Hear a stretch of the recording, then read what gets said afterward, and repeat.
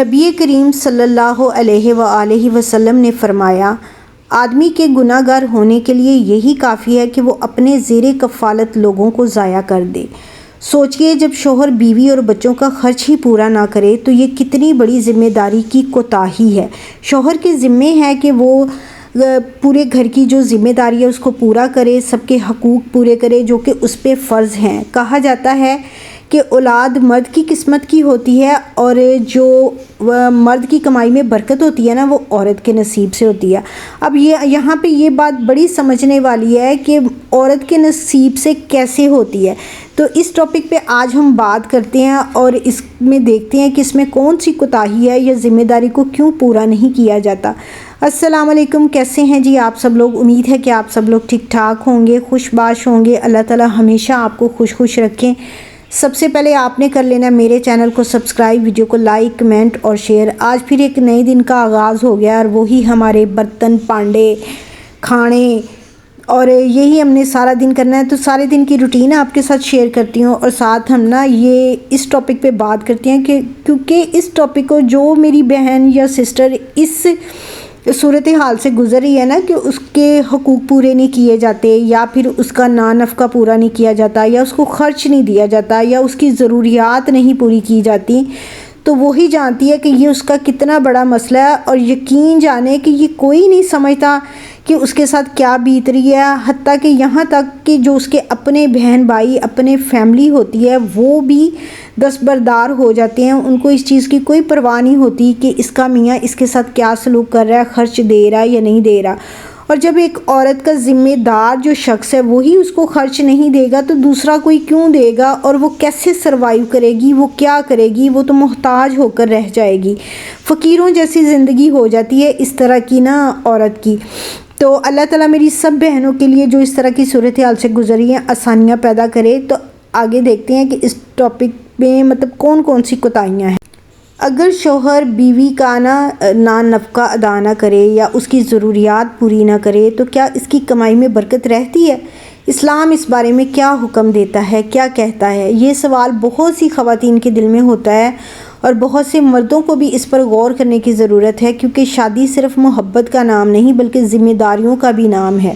اور اسلام نے شوہر پر کچھ فرائض لازم کیے ہیں، بیوی پر بھی کیے ہیں، جن میں سے سب سے بنیادی فرض ہے بیوی کا نفقہ۔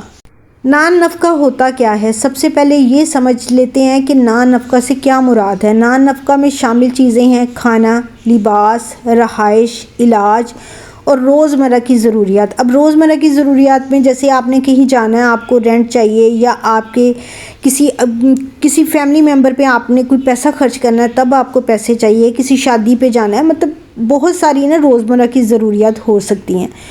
اور وہ تمام بنیادی اخراجات جو ایک بیوی کی عزت و وقار کے مطابق ضروری ہوں۔ اسلام نے ان چیزوں کی ذمہ داری واضح طور پر شوہر یا پھر مرد پر رکھی ہے۔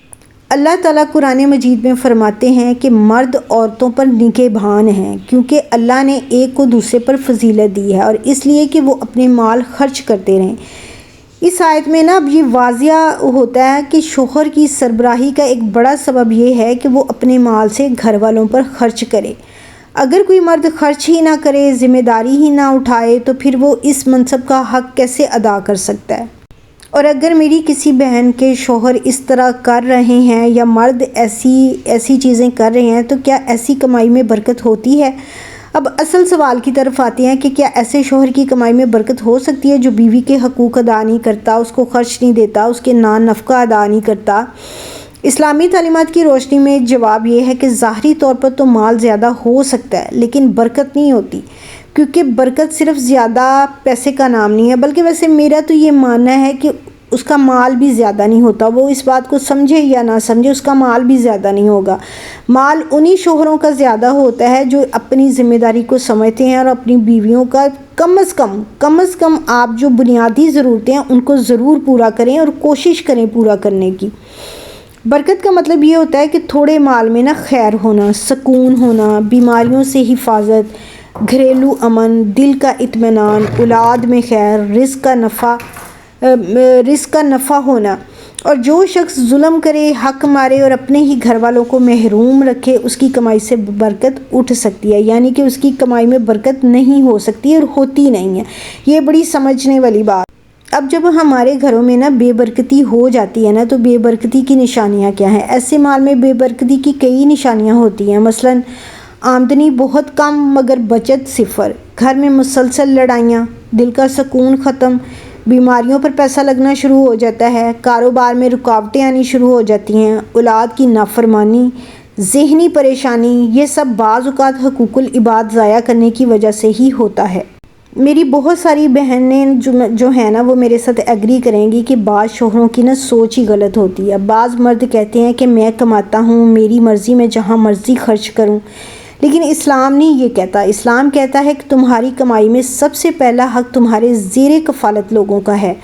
بعض لوگ دوستوں پر ہزاروں خرچ کر دیتے ہیں، مہنگے موبائل لے لیتے ہیں، باہر دعوتیں کرتے ہیں، لیکن بیوی کے لیے ضروری خرچ دیتے ہوئے بھی ان کو تکلیف ہوتی ہے۔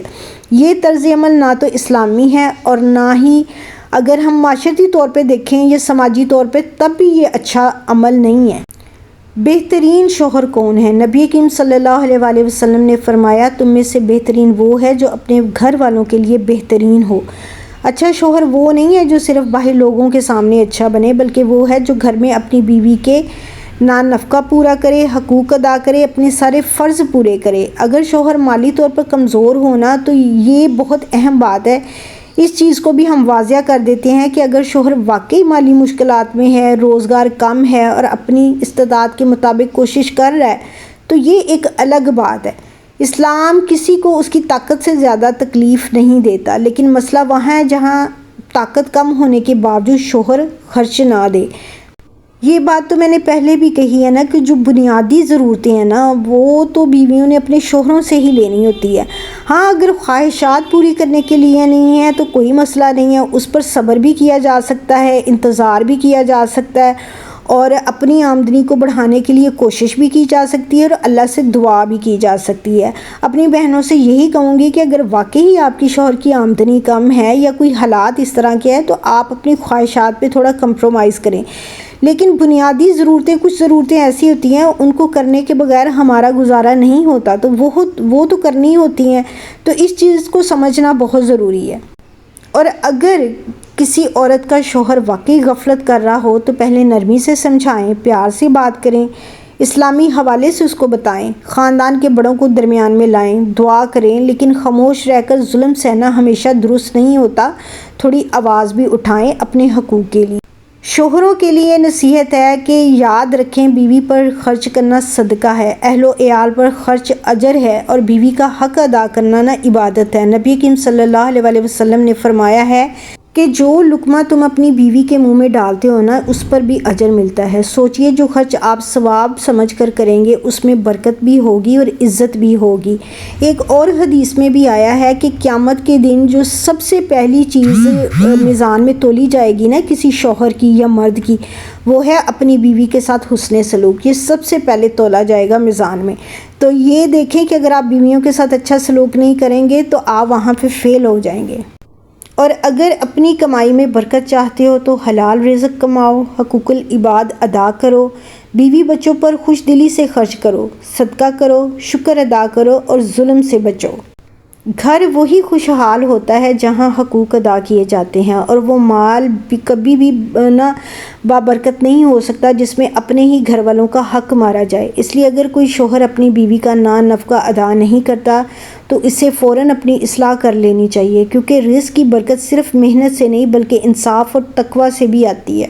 مجھے لگتا ہے کہ اگر میرا کوئی ایسا بھائی جو اس طرح کا کام کر رہا ہے، اگر میری ویڈیو دیکھ رہا ہے تو وہ ضرور اپنی فیملی پہ، اپنے گھر والوں پہ، اپنی بیوی پر اتنا تو ضرور خرچ کرے جتنا ضروری ہے یا ان کی بنیادی ضروریات ہیں، وہ پوری کرنا صرف آپ لوگوں کا فرض ہے۔ آپ جیسے بھی کریں، اس کے لیے جو بھی کوشش کریں تو آپ ہی کریں گے نا، آپ نہیں کریں گے تو وہ کہاں جائے گی، کس سے مانگے گی۔ آخر میں بس اتنا ہی کہ اگر آپ کو یہ ویڈیو پسند آئی ہو تو ویڈیو کو لائک کر دیں، چینل کو سبسکرائب کریں اور بیل آئیکن ضرور دبائیں تاکہ ایسی مزید ویڈیوز آپ تک پہنچتی رہیں۔ اپنی رائے کمنٹس میں ضرور لکھیں کہ کیا آپ کے خیال میں گھریلو برکت کا تعلق حقوق کی ادائیگی سے ہے یا پھر نہیں۔ تو باقی کل دوبارہ ایک نئے ٹاپک کے ساتھ آپ کے ساتھ نئی ویڈیو کے ساتھ دوبارہ ملوں گی انشاءاللہ۔ مجھے امید ہے کہ آپ کو اس ویڈیو کے سارے ہی پوائنٹ اور پوری ویڈیو ہی اچھی طرح سمجھ آ گئی ہوگی۔ اگر آپ کو نہیں آئی تو آپ نے دوبارہ اس کو سن لینا ہے۔ اللہ حافظ۔